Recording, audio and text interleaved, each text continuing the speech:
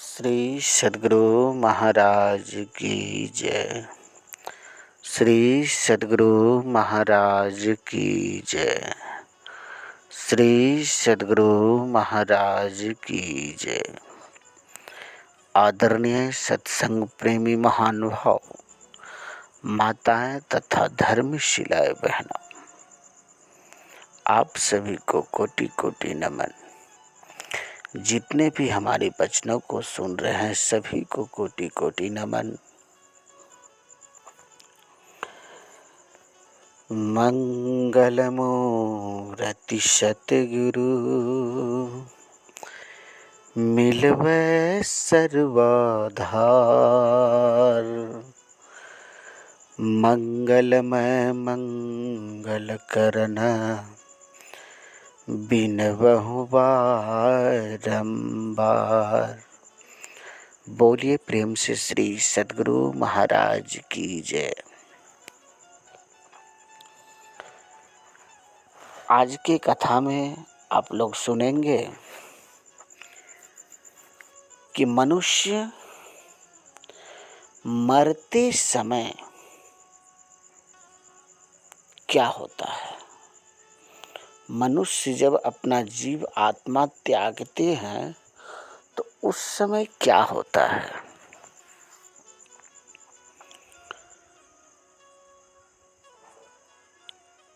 दोस्तों, साथियों, माताएं बहनों,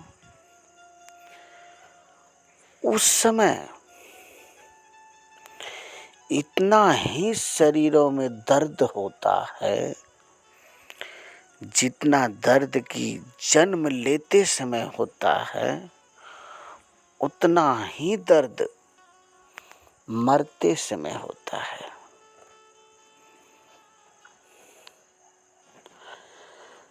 दर्द के मारे उसके मुंह से आवाज नहीं निकल पाते हैं। कुछ बोलना चाहता है लेकिन शरीर के अंदर इतना ही दर्द होता है, उनको बोलने का सामर्थ्य नहीं रहता। जिस टाइम यमदूत उसका प्राण ले रहे हैं, वो जीव आत्मा को शरीर से निकालते समय जितना दर्द की जन्म लेते समय हो रहा है, उतना ही दर्द मरते समय हो रहा है। जैसे कि किसी हाड़ में से मांस को खींचने पर कितना दर्द होगा, उसी तरह इस शरीर से जीव आत्मा को अलग करने में उतना ही दर्द होता है। दर्द के मारे आप लोग देखे होंगे मरे हुए आदमी की आंखों से आंसू निकल रहे हैं। इतना ही दर्द होते हैं। और जो भी इस चैनल पर नए हैं, चैनल को सब्सक्राइब कर लें और लाइक करें। कि मरते समय दर्द इतना काफी होता है। आप लोग बोलेंगे कि तुमको कैसे पता। आप लोग ग्रंथ पढ़िए, गरुड़ पुराण पढ़िए।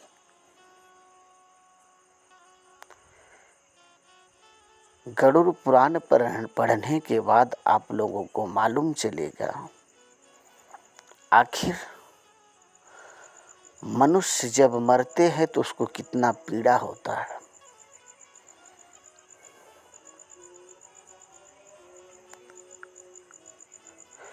तो जब जीव आत्मा को इस शरीर से निकाल लेते हैं तो शरीर हम लोगों का 3 होता है।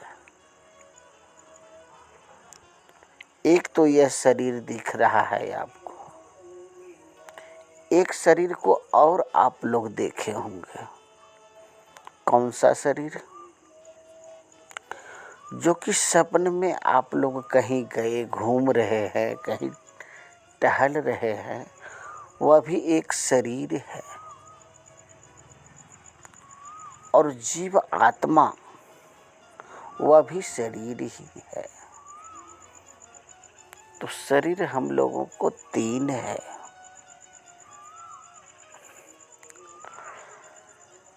ये तीनों दोनों से अलग करता है जीव आत्मा को, लेकिन दूसरा भी उसके साथ जाता है। जब वहां लेकर जाते हैं तो यमराज बैठे हुए हैं, वहां तुम्हारा कर्मों का हिसाब होता है। चित्रगुप्त पन्ना पलटाते हैं, फलना आदमी आया है, इसका पन्ना पलटाया जाए। तुम्हारी सारी कर्मों का वहां लिखा हुआ रहता है।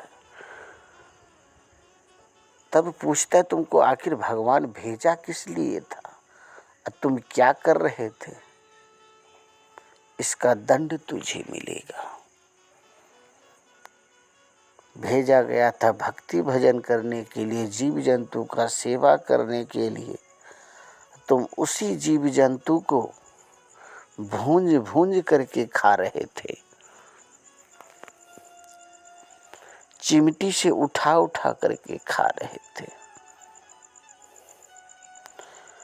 तो आप लोग देखे होंगे ना, चील, कौवा, इस सब का चोंच बहुत कठोर होता है।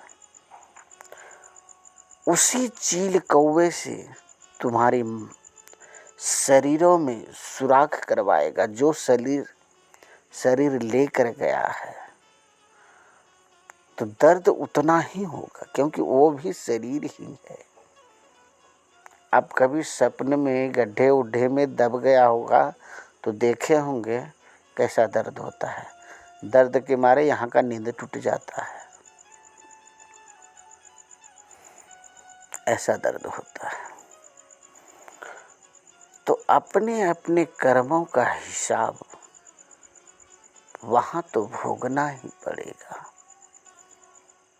इसीलिए माताएं, बहनें, दोस्तों, साथियों, सबसे मेरा यही गुजारिश है कि अच्छा कर्म करो। अच्छा अगर कर्म करोगे तो सीधा स्वर्ग जाओगे। यमराज तुम्हें अपने पास लेकर नहीं जाएंगे।